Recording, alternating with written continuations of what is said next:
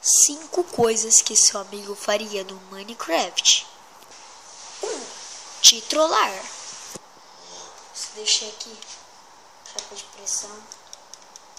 Quando ele chegar, você vai me matar. Não vai matar. Deixa aqui. Quando ele pisar, meu Deus, vou se esconder. Ai, meu Deus. Chega. Finalmente na minha casa.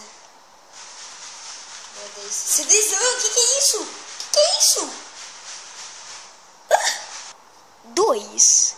Te trollar novamente. Vou minerar aqui, né? Achar meus diamantes pra fazer minhas armaduras que eu perdi. Como assim? Tá esquisito.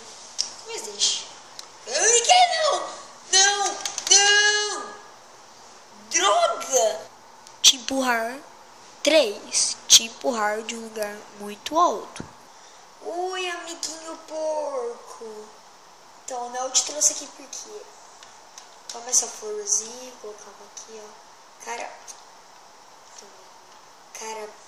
então, né? Tem que conversar com você. Ai, não.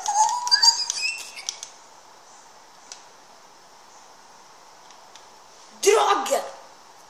4. Te empurrar na lava.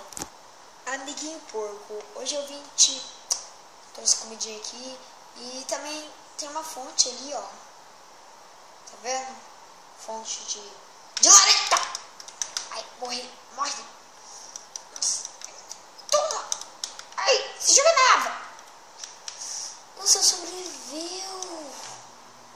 Ah, então vem aqui, vem. Suco de laranja. Você desperdiçou suco de laranja. O que eu faço com essa carne? Com essa comida? Tudo aqui. Sou mal. 5. Te apresentar novos amigos. Amiguinha vaca, eu vim trazer novos amigos aqui pra vocês. Ele tá aqui na minha mão, certo? Deixa eu entrar nessa casa. Deixa eu entrar. Aqui? Ai. Não dá pra eu explicar. Não sei, ó. Trouxe presentinho, pode ficar aí. Eu trouxe algumas amigas suas aqui, tá? Tá aí seus amigos.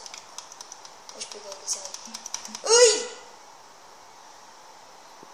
Galera, espero que vocês tenham gostado desse vídeo. Deu um pouquinho de trabalho. Pode ter sido a imagem um pouquinho ruim, mas deu muito trabalho. Mas eu queria saber, por favor, se inscreva-se no meu canal.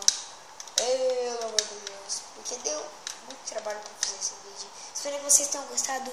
Até a próxima. Falou!